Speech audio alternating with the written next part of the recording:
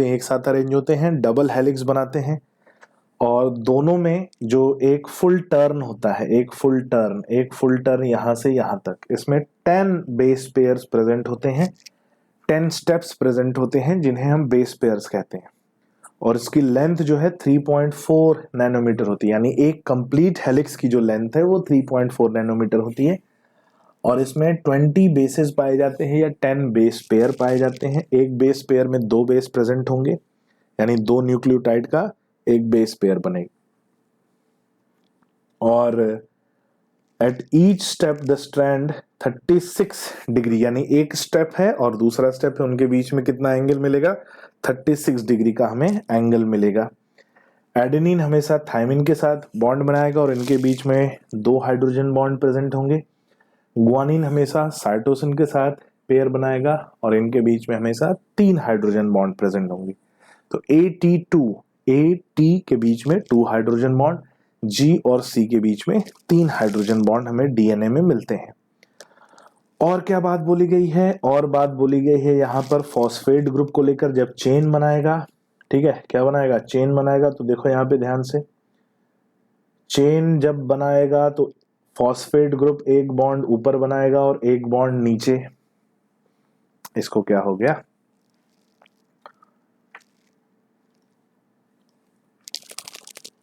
ठीक है, जब फॉस्फेट ग्रुप बॉन्ड बनाएगा तो एक एस्टर बॉन्ड ऊपर बनाएगा, एक एस्टर बॉन्ड, देखो फॉस्फेट ग्रुप है, एक एस्टर बॉन्ड ऊपर, एक एस्टर बॉन्ड नीचे, तो इसे बोलेंगे एक फॉस्फेट ग्रुप जब डीएनए बनाता है तो एक एस्टर बॉन्ड ऊपर और एक एस्टर बॉन्ड नीचे, तो फॉस्फोडाई एस्टर बॉन्ड बोलते हैं। क्या बोलते हैं, फॉस्फोडाई एस्टर बॉन्ड। लेकिन एक न्यूक्लियोटाइड होगा तो एक ही बॉन्ड बनाएगा, कौन सा, फॉस्फोएस्टर बॉन्ड, याद रखना। फिर एक पॉइंट आता है कि बैकबोन ऑफ डीएनए, डीएनए का बैकबोन देखो, डीएनए का बैकबोन ये हो गया जो ब्लू पार्ट में जिसको शेड किया है, ठीक है, क्या शेड किया है, ब्लू पार्ट में जो शेड किया है ये हो गया पेंटोज शुगर और नाइट्रोजनस बेस। पेंटोज शुगर और नाइट्रोजनस बेस ये मिलते हैं तो क्या बनता है, बैकबोन ऑफ डीएनए स्ट्रैंड। एक बैकबोन ये, एक बैकबोन ये, दोनों में से स्टेप्स अंदर की तरफ मिलते हैं और वो स्टेप्स बने होते हैं किसके, स्टेप्स बने होते हैं नाइट्रोजनस बेस के, स्टेप्स बने होते हैं नाइट्रोजनस बेस के जो अंदर मिलते हैं, तो वो बेस पेयर बनता है। क्या बनता है, बेस पेयर। एडेनिन हमेशा थायमिन के साथ 2 हाइड्रोजन बॉन्ड बनाता है, ग्वानिन हमेशा साइटोसिन के साथ 3 हाइड्रोजन बॉन्ड बनाता है। ये बात याद रखना है, कहाँ कहाँ कौन कौन से बॉन्ड प्रेजेंट होते हैं। नेक्स्ट आते हैं अगले टॉपिक पे और इसे बोलते हैं मेटाबॉलिज्म। क्या बोलते हैं, मेटाबॉलिज्म। जो भी बायोकेमिकल एक्टिविटीज हमारी बॉडी में रन करती है उन बायोकेमिकल एक्टिविटीज को मेटाबॉलिज्म कहते हैं। जैसे 3 एग्जांपल यहाँ पर दिए हैं, removal of CO2 from amino acid to form amine, amino acid से CO2 का रिमूवल होता है अमीन बनाने के लिए, ये भी एक बायोकेमिकल रिएक्शन है, मेटाबॉलिज्म का पार्ट है। Removal of amino group in a nucleotide base, hydrolysis of glycosidic bond. तो जो भी बायोकेमिकल रिएक्शन हमारी बॉडी में रन करते हैं उन्हें क्या कहा जाता है, उन सबको हम मेटाबॉलिज्म कहते हैं। और ऐसे ऑर्गेनिक कंपाउंड जो मेटाबॉलिज्म में पार्टिसिपेट करते हैं उन्हें हम मेटाबोलाइट कहते हैं। क्या कहते हैं, मेटाबोलाइट। और मेटाबोलाइट 2 टाइप के होते हैं। कैसे होते हैं बेटा, एक होते हैं प्राइमरी मेटाबोलाइट। प्राइमरी मेटाबोलाइट वो होते हैं जिनको हम मेटाबॉलिक एक्टिविटी या बायोकेमिकल रिएक्शन में आइडेंटिफाई कर सकते हैं and they are necessary for life, वो उस बायोकेमिकल रिएक्शन के लिए नेसेसरी होते हैं, उन्हें बोलते हैं प्राइमरी मेटाबोलाइट। जैसे कि amino acid, sugar, nucleic acid, lipid, vitamins etcetera, they are found to be necessary for biochemical reaction, directly involve होते हैं, डायरेक्टली अपना फंक्शन शो करते हैं, इसीलिए इन्हें प्राइमरी मेटाबोलाइट कहा जाता है। नेक्स्ट आता है secondary metabolite, they are not directly involve in metabolism, ये मेटाबॉलिज्म में डायरेक्टली इन्वॉल्व नहीं है और इसलिए इन्हें कहा जाता है सेकेंडरी मेटाबोलाइट। क्या कहा जाता है, सेकेंडरी मेटाबोलाइट। और एग्जाम्पल हमें क्या क्या मिलते हैं इसमें, अल्कलॉइड मिलते हैं, ध्यान से देखो यहाँ पर, ठीक है, आपके पास PDF होगी, मैंने PDF शेयर करी है। Alkaloid, pigment, terpenoid, essential oil, toxin, lectin, drugs, polymeric substance, ये हमें मिलते हैं किसमें, सेकेंडरी मेटाबोलाइट में। इनका पूरा एक चार्ट मिलता है और बड़ा इंपॉर्टेंट ये चार्ट है भाई, बड़ा इंपॉर्टेंट ये चार्ट है। क्या क्या इनमें चार्ट में मिलता है जरा देखिए। हमें पिगमेंट मिलते हैं कौन कौन से, कैरोटिनॉइड, एंथोसाइनिन। हमें अल्कलॉइड मिलते हैं कौन कौन, मॉर्फिन और कोडीन, कफ सिरप में यूज किया जाता है, ठीक है, पेन किलर की तरह यूज किया जाता है, ठीक है। Terpenoids, monoterpene, diterpene, essential oil, lemon grass oil, ठीक है। हमें टॉक्सिन्स भी मिलते हैं, एब्रिन और राइसिन, ये टॉक्सिन है, इंपॉर्टेंट है, पूछे गए हैं इस टेबल से सीधा क्वेश्चन आता है। लैक्टिन, कोंकावेलिन ए एग्जाम्पल हो जाता है। ड्रग्स में vinblastine, curcumin. Vinblastine anti cancer drug है, यूज होता है। कुरकुमिन हल्दी। पॉलीमेरिक सब्सटेंस में हमें रबर, गम्स और सेलुलोज मिलता है, ये सेकेंडरी मेटाबोलाइट का एग्जाम्पल है। बॉडी में बहुत सारे बायोकेमिकल रिएक्शन होते हैं और बायोकेमिकल रिएक्शन अगर आपस में लिंक होते हैं तो उसे मेटाबॉलिक पाथवे कहा जाता है। जैसे आप ग्लाइकोलाइसिस देखोगे, 10 स्टेप्स होते हैं ग्लाइकोलाइसिस में, और ग्लाइकोलाइसिस में ये जो 10 स्टेप्स हैं ये आपस में लिंक है और इसलिए ये क्या बनाते हैं, मेटाबॉलिक पाथवे बनाते हैं। And they are found to be, ये कैसे मिलते हैं, ये सेम मिलते हैं जैसे शहर का जो ट्रैफिक रूट होता है, ठीक है। तो कई बायोकेमिकल रिएक्शन आपस में मिक्स होते हैं, इंटरकनेक्टेड होते हैं, तो ये क्या बनाता है, metabolic pathway. And it is appears to be same as traffic route of any city, किसी भी सिटी के ट्रैफिक रूट के सिमिलर मिलते हैं। टाइप ऑफ मेटाबॉलिक पाथवे, दो टाइप के होते हैं, आइदर दे आर एनाबॉलिक और they are catabolic. Anabolic pathway क्या होता है, इसमें एनाबॉलिक रिएक्शन होता है जहां भी ऐसा रिएक्शन हो जिसमें एनर्जी का यूज हो, यूटिलाइजेशन हो, छोटे कंपाउंड्स को मिलकर बड़ा कंपाउंड का सिंथेसिस हो, तो उसे बोलते हैं एनाबॉलिक पाथवे। जैसे कि हम फोटोसिंथेसिस की बात करें, हम formation of acetic acid from cholesterol की बात करें, assembly of amino acid to form protein की बात करें, फोटोसिंथेसिस की बात करें, यहाँ पर बड़े कंपाउंड का फॉर्मेशन होता है और इसलिए एग्जांपल है एनाबॉलिक पाथवे का। दूसरा आता है कैटाबॉलिक पाथवे। कैटाबॉलिक पाथवे में क्या होता है, बड़े कंपाउंड ब्रेक होते हैं, ब्रेक डाउन होता है, डिस्ट्रक्शन होता है, छोटे कंपाउंड्स बनते हैं, एनर्जी रिलीज होती है, जैसे ग्लाइकोलाइसिस, क्रेब्स साइकिल। यहाँ पर बड़े कंपाउंड ब्रेक होते हैं, formation of lactic acid from glucose, glycolysis, respiration, these are example of catabolic reaction.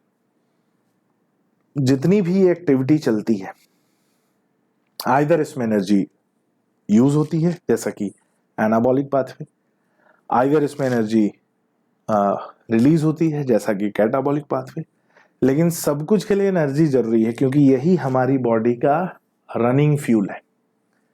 हमारी बॉडी में कोई भी एक्टिविटी परफॉर्म करनी हो एनर्जी चाहिए, और एनर्जी किस फॉर्म में चाहिए, एटीपी के फॉर्म में, और ATP is considered as energy coin. ATP क्या कंसिडर होता है, एनर्जी कॉइन। एक पॉइंट आता है लिविंग स्टेट। लिविंग स्टेट क्या है, जब तक हम जिंदा हैं तब तक हमारी बॉडी में बायोकेमिकल रिएक्शन चलते रहेंगे, तब तक हमारी बॉडी काम करती रहेगी, तब तक हमारी बॉडी में एनर्जी की रिक्वायरमेंट रहेगी और हमारी बॉडी लगातार इस एनर्जी की रिक्वायरमेंट को फुलफिल करने के लिए काम करे। क्यों फुलफिल करे, ताकि बॉडी स्टेबल कंडीशन में पहुंच जाए, बॉडी इक्विलिब्रियम कंडीशन में पहुंच जाए जहां पर वर्क डन बराबर 0 हो जाए। और अगर वर्क डन बराबर 0 हो गया तो वो कैरेक्टर होता है नॉन लिविंग ऑब्जेक्ट का, ठीक है। तो इसलिए जब तक हम लिविंग है हमेशा हमारी बॉडी इक्विलिब्रियम में पहुंचने की कोशिश करेगी, लेकिन कभी भी पहुंचेगी नहीं। कब पहुंचेगी, जब हमारी डेथ हो जाएगी, हमारी एनर्जी रिक्वायरमेंट 0 हो जाएगी, हमारा वर्क डन बराबर 0 हो जाएगा, हम इक्विलिब्रियम स्टेट में पहुंच जाएंगे। लेकिन जब तक जिंदा है हम इक्विलिब्रियम में पहुंचने की कोशिश करेंगे, कभी भी इक्विलिब्रियम में नहीं पहुंचेंगे, और इसी को कहा जाता है लिविंग स्टेट। क्या कहा जाता है, लिविंग स्टेट। नेक्स्ट आते हैं एंजाइम्स पे। जैसा कि हमने केमिस्ट्री में पढ़ा है, कोई भी केमिकल रिएक्शन परफॉर्म होता है तो उस केमिकल रिएक्शन के परफॉर्म होने के लिए हमें कैटलिस्ट की जरूरत होती है। ऐसे ही बायोकेमिकल रिएक्शन जब परफॉर्म होता है तो हमें बायोकैटलिस्ट की जरूरत होती है, तो उसे कहते हैं एंजाइम। और ये एंजाइम बने होते हैं किसके, प्रोटीन के। So it is said that all enzymes are protein but all proteins are not enzymes. सभी एंजाइम प्रोटीन के बने हैं, एक्सेप्शन को छोड़ दो, एक्सेप्शन हमें 3 मिलते हैं, ribozyme, RNase P and ATPase, ये 3 एक्सेप्शन है। ये नॉन प्रोटीन है, एंजाइम है, नॉन प्रोटीन है, एंजाइम की तरह काम करते हैं। इनके अलावा जितने भी एंजाइम है वो सभी किसके बने हैं, प्रोटीन के। एंजाइम स्पेसिफिक होते हैं, एक ही सबस्ट्रेट के साथ रिएक्ट करते हैं और एक पर्टिकुलर रिएक्शन को परफॉर्म करते हैं। एंजाइम का स्ट्रक्चर 3D होता है, टर्शरी प्रोटीन का स्ट्रक्चर होता है इसका, और इनमें पॉकेट्स प्रेजेंट होते हैं जिन्हें एक्टिव साइट कहा जाता है, और इसी एक्टिव साइट से ये रिएक्टेंट से जुड़ते हैं, और रिएक्टेंट को हम कहते हैं सबस्ट्रेट। क्या बोलते हैं बेटा, substrate. Ribozyme, ribozyme nucleic acid है, आरएनए है, दैट बिहेव लाइक एंजाइम, वो एंजाइम की तरह बिहेव करता है। रिएक्शन की बात करें तो यहां पर आप लॉक एंड की हाइपोथेसिस देख रहे हो, lock and key hypothesis proposed by Emil Fischer. इसमें जो लॉक है वो रिएक्टेंट है, जो की है वो एंजाइम है। की क्या करता है, लॉक को कभी ओपन कर देता है, कभी क्लोज कर देता है, यानी रिएक्टेंट को प्रोडक्ट में बदल देता है, और ओपन और क्लोज करने में की सेहत पे यानी एंजाइम की सेहत पे कोई फर्क नहीं आता, यानी रिएक्शन में एंजाइम अनअफेक्टेड रहता है, ओनली सबस्ट्रेट या reactant is converted into product. ठीक है, अब प्रोडक्ट में कन्वर्ट करता है तो एंजाइम क्या करता है, सबस्ट्रेट के साथ बाइंड करता है और एक टेम्पोररी अनस्टेबल कंपाउंड बनाता है जिसका नाम है एंजाइम सबस्ट्रेट कॉम्प्लेक्स, और उसके बाद सबस्ट्रेट किस में कन्वर्ट हो जाता है, प्रोडक्ट में, और एंजाइम अलग फिर हो जाता है अगले सबस्ट्रेट के साथ जुड़ने के लिए, ताकि वो अगले सबस्ट्रेट को प्रोडक्ट में बदल सके। यानी एक एंजाइम एक एक करके एक से ज्यादा सबस्ट्रेट को प्रोडक्ट में बदल सकता है। अब कितना तेज बदलता है उसको लेकर एक जो है एक वैल्यूएशन आता है। कैसा वैल्यूएशन आता है, टर्नओवर नंबर। टर्नओवर नंबर क्या है, एक एंजाइम एक सेकंड में एक एक करके जितने नंबर ऑफ सबस्ट्रेट को प्रोडक्ट में बदलते हैं उसे कहा जाता है टर्नओवर नंबर। क्या कहा जाता है, टर्नओवर नंबर। जैसे कि एक एग्जांपल है, एग्जांपल क्या है कि एक एंजाइम है कार्बोनिक एनहाइड्रेज। अगर ये एंजाइम जो रिएक्शन परफॉर्म करता है, क्या रिएक्शन परफॉर्म करता है, CO2 और वाटर का कार्बोनिक एसिड में कन्वर्जन कराता है। अगर ये एंजाइम ना हो तो ये रिएक्शन बड़ा स्लो होगा। कितना स्लो होगा, 200 मॉलिक्यूल्स का फॉर्मेशन होगा 1 घंटे में, इस एंजाइम की एब्सेंस में। कौन सा एंजाइम, कार्बोनिक एनहाइड्रेज। लेकिन जब ये एंजाइम प्रेजेंट होता है तो इसका rate of reaction 10 million times बढ़ जाता है, और तब क्या हो जाता है, 6 लाख मॉलिक्यूल्स इन 1 सेकेंड। ये फास्टेस्ट एक्टिंग एंजाइम है, हैविंग हाईएस्ट टर्नओवर नंबर, और हाईएस्ट टर्नओवर नंबर कितना मिलता है, 6 लाख पर सेकेंड।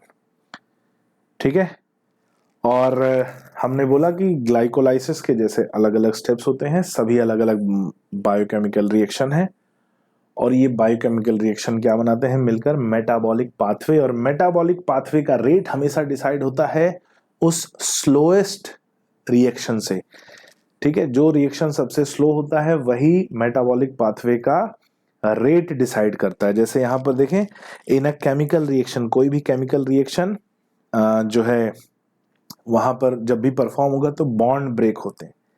बॉन्ड ब्रेक होते हैं, रिएक्टेंट का कन्वर्जन होता है किसमें, प्रोडक्ट में। और हम रेट ऑफ रिएक्शन कैसे डिटरमाइन करते हैं, amount of product form upon time taken, कितना प्रोडक्ट बनाने में कितना टाइम लगा, इससे डिसाइड होता है रेट ऑफ रिएक्शन, जिसे हम बोलते हैं delta P upon delta T. Delta P यानी amount of product form, delta T यानी time taken in the reaction. अगर हमें रिएक्शन का डायरेक्शन मालूम है कि रिएक्शन किस रेट से किस डायरेक्शन में हो रहा है, तो हम उसे बोलते हैं वेलोसिटी ऑफ रिएक्शन, यानी उस रिएक्शन की स्पीड क्या है, कितना फास्ट हो रहा है, तो उसे क्या बोलेंगे, वेलोसिटी ऑफ रिएक्शन। कई ऐसे फैक्टर हैं जो रेट ऑफ रिएक्शन को अफेक्ट करते हैं, जैसा कि एक आता है टेम्परेचर। एक एक करके देखते हैं। टेम्परेचर, टेम्परेचर क्या है, टेम्परेचर एक ऐसा फैक्टर है जो रेट ऑफ रिएक्शन को अफेक्ट करता है। अब रेट ऑफ रिएक्शन को कैसे अफेक्ट करता है, तो एंजाइम एक्टिविटी को अफेक्ट करता है, और एंजाइम एक्टिविटी को अफेक्ट करता है तो रेट ऑफ रिएक्शन अफेक्ट होता है। किसी भी बायोकेमिकल रिएक्शन में हम जैसे जैसे टेम्परेचर बढ़ाएंगे रेट ऑफ रिएक्शन बढ़ेगा। देखो यहाँ पे ध्यान से, हम जैसे जैसे टेम्परेचर बढ़ाएंगे रेट ऑफ रिएक्शन बढ़ेगा, और ज्यादा टेम्परेचर बढ़ाएंगे रेट ऑफ रिएक्शन कम होगा, क्योंकि एक समय के बाद हीटिंग इफेक्ट जनरेट होगा जो प्रोटीन को ब्रेक करने लगेगा, डीनेचुरेट करने लगेगा। लेकिन जब तक ये इंक्रीज हो रहा है, जब तक रेट ऑफ रिएक्शन बढ़ रहा है, तब तक ये एक रूल फॉलो करता है जिसको बोलते हैं T10 रूल। क्या बोलते हैं? 10 डिग्री सेल्सियस रूल। क्या होता है समझो, जब तक ये रेट ऑफ रिएक्शन बढ़ रहा है, मान लो 5 डिग्री सेल्सियस से 10 डिग्री सेल्सियस, 20 डिग्री सेल्सियस ऐसे करके बढ़ रहा है, तो जो rate of reaction 10 degree Celsius पे होगा, 20 डिग्री सेल्सियस पे उसका रेट ऑफ रिएक्शन डबल होगा, 30 डिग्री सेल्सियस पे उसका डबल होगा। यानी एक सर्टेन ड्यूरेशन में, ये जो ड्यूरेशन है जहां तक एंजाइम एक्टिविटी क्या हो रही है, बढ़ रही है, इस सर्टेन ड्यूरेशन में हर 10 डिग्री सेल्सियस टेम्परेचर बढ़ाने पर रेट ऑफ रिएक्शन डबल हो जाता है, चाहे फॉरवर्ड रिएक्शन हो या बैकवर्ड रिएक्शन हो। और यहां पर है लॉक एंड की मॉडल, जिसे एमिल फिशर ने प्रपोज किया था, hypothesis. How do enzyme speed up a chemical reaction? किसी भी केमिकल रिएक्शन को कैसे स्पीड अप करते हैं? By affecting the activation energy. Activation energy क्या होती है? किसी भी रिएक्शन को स्टार्ट करने के लिए जो एनर्जी देनी पड़ती है उसे बोलते हैं एक्टिवेशन एनर्जी।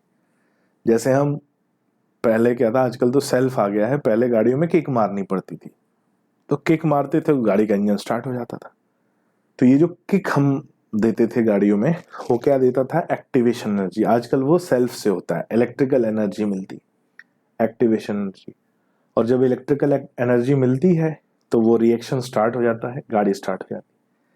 एंजाइम क्या करता है? इसी एक्टिवेशन है, ये मान लो एक्टिवेशन एनर्जी है, इसी एक्टिवेशन एनर्जी को कम कर देता है। यानी पहले जहां एनर्जी ज्यादा देनी पड़ती थी, प्रोडक्ट स्लो बनता था, अब एनर्जी कम देनी पड़ती है, जिसकी वजह से प्रोडक्ट का फॉर्मेशन फास्ट हो जाता है, यानी रेट ऑफ रिएक्शन फास्ट हो जाता है। तो एंजाइम रिड्यूसेस एक्टिवेशन एनर्जी और इसकी वजह से प्रोडक्ट फॉर्मेशन एक्सेलरेट होता है। अब यहां पर एक बात आती है, ये देखो प्रोडक्ट और जो है रिएक्टेंट का लेवल है, ये रिएक्टेंट का लेवल है, ये प्रोडक्ट का लेवल है, दोनों का लेवल अलग अलग है। देखो यहाँ पे अगर रिएक्टेंट का लेवल प्रोडक्ट से, ठीक है, हाई है, रिएक्टेंट का लेवल प्रोडक्ट से हाई है, then this reaction is tend to be exothermic. क्या होगा? एक्सोथर्मिक। ठीक है, ये रिएक्शन क्या होगा? एक्सोथर्मिक। यानी प्रोडक्ट का फॉर्मेशन हो रहा है तो एनर्जी रिलीज हो रही है, और अगर प्रोडक्ट का लेवल हाई होगा तो ये क्या होगा? Reaction endothermic. यानी जितना एनर्जी दिया गया उतना उसमें से रिलीज नहीं हुआ। याद रखना एक बात, activation energy without enzyme, activation energy with enzyme. ठीक है, इतनी एनर्जी में कमी आई, प्रोडक्ट एक्सेलरेट हुआ। सबस्ट्रेट का लेवल, प्रोडक्ट का लेवल। ठीक है, जब सबस्ट्रेट से प्रोडक्ट बन रहा है, एनर्जी रिलीज कर रहा है, ये क्या कहला रहा है? एक्सोथर्मिक। अगर प्रोडक्ट ऊपर बने तो ये एनर्जी कंज्यूम करेगा, रिएक्शन क्या होगा? एंडोथर्मिक। तो ये क्वेश्चन आता है कि अगर लेवल ऑफ प्रोडक्ट जो है सबस्ट्रेट से ऊपर है तो रिएक्शन होगा endothermic, level of product substrate से नीचे है जैसा कि यहां हो रहा है तो ये रिएक्शन क्या होगा? एक्सोथर्मिक होगा।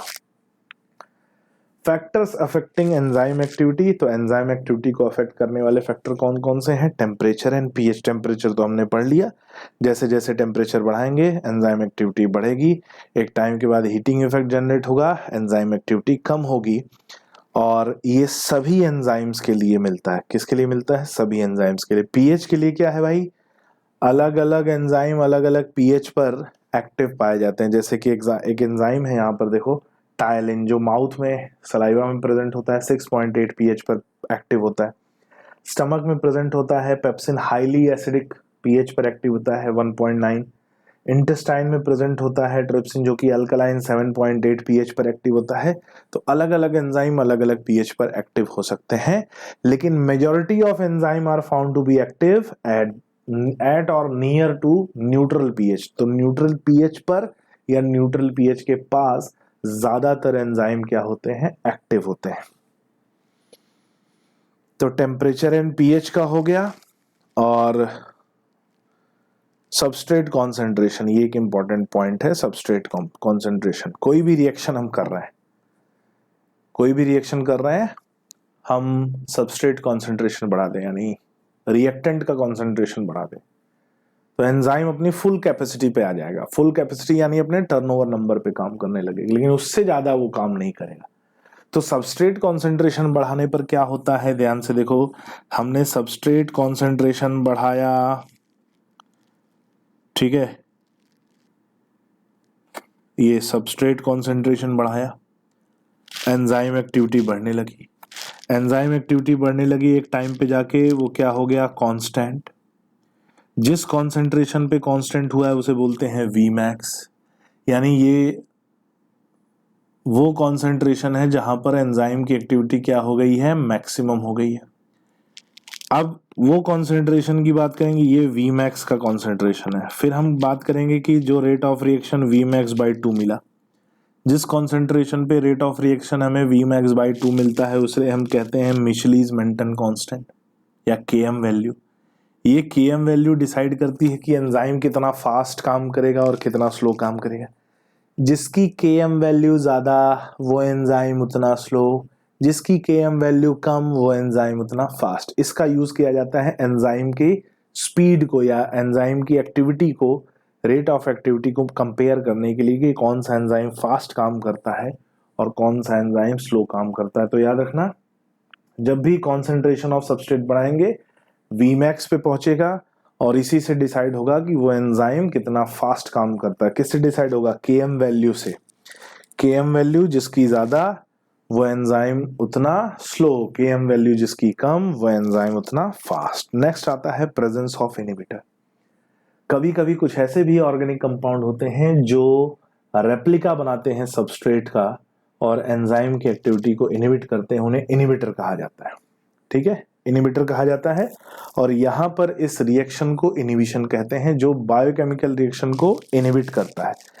जैसे यहां पर एक कॉम्पिटिटिव इनहिबिटर का एग्जांपल है। किसका एग्जांपल है, कॉम्पिटिटिव इनहिबिटर का एग्जांपल है। कॉम्पिटिटिव इनहिबिटर में क्या होता है बेटा, देखो कॉम्पिटिटिव इनहिबिटर में सबस्ट्रेट है, एंजाइम है। अगर एंजाइम सबस्ट्रेट के साथ जुड़ेगा, एंजाइम सबस्ट्रेट बनाएगा, प्रोडक्ट बनेगा। लेकिन अगर एक इनहिबिटर आया जाए और इनहिबिटर का एक्टिव साइट किसके सिमिलर हो, सबस्ट्रेट के सिमिलर हो, और किसके अपोजिट हो, किसके कंपेटेबल हो, एंजाइम के कंपेटेबल हो, तो यहाँ पे कंपटीशन जनरेट होगा कि एंजाइम के साथ कौन जुड़ेगा, सबस्ट्रेट जुड़ेगा या इनहिबिटर जुड़ेगा। अगर इनहिबिटर जुड़ गया तो रिएक्शन आगे नहीं बढ़ेगा, नो प्रोडक्ट विल फॉर्म। और इसीलिए यहां पर कंपटीशन देखने को मिल रहा है और इसे कह रहे हैं कॉम्पिटिटिव इनहिबिशन। एग्जांपल मिलता है, सक्सिनिक डिहाइड्रोजनेज एंजाइम को इनहिबिट करता है, कौन इनहिबिट करता है, मैलोनेट। और मैलोनेट इनहिबिट करता है किस सबस्ट्रेट को, सक्सिनेट को इनहिबिट करता है। तो ये कॉम्पिटिटिव इनहिबिशन का एग्जांपल है। जनरली कॉम्पिटिटिव इनहिबिशन का हम यूज कहां करते हैं, बैक्टीरियल पैथोजन को कंट्रोल करने के लिए, बैक्टीरियल पैथोजन के इन्फेक्शन को, बैक्टीरियल पैथोजन की से होने वाली डिजीज को कंट्रोल करने के लिए यूज किया जाता है। ठीक है, नॉन कॉम्पिटिटिव इनहिबिशन और इंड्यूस्ड इनहिबिशन कोर्स में नहीं है। नेक्स्ट आता है nomenclature of enzyme. Nomenclature of enzyme की बात करें तो एंजाइम का नॉमेनक्लेचर रहा है अलग अलग टाइम पर। सबसे पहले जो नॉमेनक्लेचर रहा है उसे हम बोलते हैं प्राइमरी नॉमेनक्लेचर।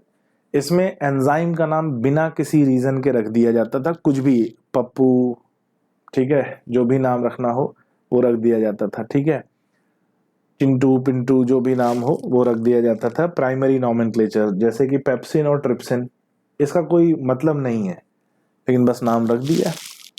दूसरा है, बाद में आया कि जिस सोर्स से वो एंजाइम मिला उस सोर्स के नाम पर नाम रखें। जैसे कि पपाया से मिला तो नाम रख दिया पेपेन, ये भी एक एग्जांपल मिलता है।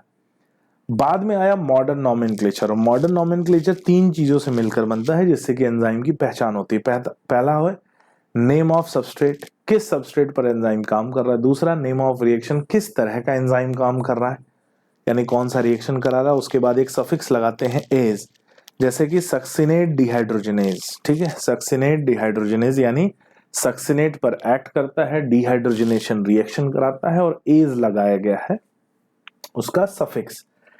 सो नॉमेनक्लेचर के बेस पर अगर हम बात करें तो एंजाइम 6 टाइप के होते हैं। कौन कौन से होते हैं, ऑक्सीडो रिडक्टेज या डिहाइड्रोजनेज। ऐसा एंजाइम जो ऑक्सीडेशन, रिडक्शन या डिहाइड्रोजनेशन कॉज करता है उसे कहते हैं ऑक्सीडोरिडक्टेज या डिहाइड्रोजनेज। एग्जाम्पल है जो भी डिहाइड्रोजनेज या ऑक्सीडेज एंजाइम, जैसे सक्सिनेट डिहाइड्रोजनेज, ये एग्जाम्पल आएगा किसका, ऑक्सीडोरिडक्टेज का। दूसरा आता है ट्रांसफरेज।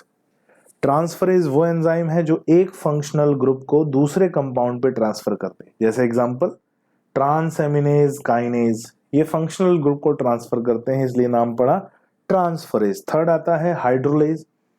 हाइड्रोलेज जो ईस्टर, ईथर या पेप्टाइड बॉन्ड की हाइड्रोलाइसिस करते हैं, यानी वाटर प्रोवाइड करके बॉन्ड को ब्रेक करते हैं, जैसे एग्जांपल ईस्टरेज और जितने भी डाइजेस्टिव एंजाइम, ठीक है, लाइपेज, प्रोटीएज, वो सभी किस में आते हैं, हाइड्रोलेज में।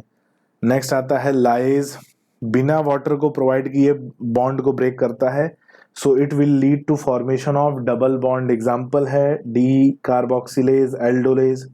नेक्स्ट आता है आइसोमरेज। आइसोमरेज जो एक कंपाउंड को उसके आइसोमर में चेंज कर देता है, जैसे कि ग्लूकोज 6 फॉस्फेट को चेंज कर दिया फ्रक्टोज 6 फॉस्फेट में, क्या नाम है, फॉस्फोहेक्सो आइसोमरेज। और फिर आता है लाइगेज एंजाइम। लाइगेज क्या हो गया, दो कंपाउंड को जोड़कर बड़ा कंपाउंड बना दिया लाइगेज, जैसे सिट्रिक एसिड सिंथेटेज, ठीक है, सिट्रिक एसिड सिंथेटेज, ये किसका एग्जांपल है, लाइगेज का। फिर स्ट्रक्चर ऑफ एंजाइम की बात कर रहे हैं, तो एंजाइम के दो पार्ट होते हैं। कितने पार्ट होते हैं, दो पार्ट। एंजाइम में एक प्रोटीन पार्ट होता है, एक नॉन प्रोटीन पार्ट होता है। जो प्रोटीन पार्ट होता है उसे बोलते हैं एपोएंजाइम, जो नॉन प्रोटीन पार्ट होता है उसे बोलते हैं कोफैक्टर। जब दोनों एक साथ जुड़ जाते हैं तो उसे बोलते हैं होलोएंजाइम। तो apoenzyme plus cofactor is equal to holoenzyme. और जब तक ये दोनों अलग अलग होते हैं तब तक एंजाइम इनएक्टिव होता है। जब दोनों एक साथ आ जाते हैं यानी होलोएंजाइम बनता है तो एंजाइम एक्टिव होता है। और अगर ये दोनों अलग अलग हैं तो एंजाइम अपनी कैटालिटिक एक्टिविटी खो देगा, ठीक है। अब कोफैक्टर तीन टाइप के होते हैं, कौन कौन से, प्रोस्थेटिक ग्रुप होता है, कोएंजाइम होता है, मेटल आयन होता है। कौन कौन सा होता है, prosthetic group, coenzyme, metal ion, ये हमें कोफैक्टर मिलता है। प्रोस्थेटिक ग्रुप क्या है, ऐसा कोफैक्टर जो ऑर्गेनिक कंपाउंड है और एपोएंजाइम के साथ टाइटली बाउंड है, उसे बोलते हैं जो है प्रोस्थेटिक ग्रुप। एग्जांपल हमें हेम पार्ट दिखता है जो कि मिलता है हमें कौन से एंजाइम में, पेरोक्सिडेज और कैटलेज एंजाइम में मिलता है। और ये एंजाइम किस में हेल्प करते हैं, ब्रेक डाउन ऑफ H2O2 में वर्क करते हैं। दूसरा है कोएंजाइम, ये भी ऑर्गेनिक होता है लेकिन लूजली बाउंड होता है। ये मेनली कोएंजाइम हमें मिलते हैं विटामिन में पाए जाते हैं, जैसे कि NAD और NADP। इनमें नियासिन प्रेजेंट होता है, क्या प्रेजेंट होता है, नियासिन। थर्ड आता है मेटल आयन। मेटल आयन में आयनिक कंपाउंड होते हैं जो एंजाइम्स के साथ यानी एपोएंजाइम के साथ एसोसिएटेड होते हैं और एक एक्टिव साइट पर अटैच होते हैं और उसे बोलते हैं एलोस्टियरिक साइट। क्या बोलते हैं, एलोस्टियरिक साइट। जैसे एग्जांपल जिंक एक कोफैक्टर है जो कार्बोक्सी पेप्टाइडेज एंजाइम में पाया जाता है। कहाँ पाया जाता है, कार्बोक्सी पेप्टाइडेज। ये था एंजाइम के बारे में बच्चों, और ये था बायोमोलिक्यूल के बारे में वन शॉट। मुझे उम्मीद है नोट्स लेकर रिवाइज करोगे, आपको सारी चीजें क्लियर होती जाएंगी, ठीक है, क्लियर होती जाएंगी, कोई प्रॉब्लम नहीं आएगी, ठीक है, बहुत अच्छे से कर लोगे। मिलते हैं नेक्स्ट क्लास में नेक्स्ट टॉपिक के साथ, तब तक के लिए goodbye and take care.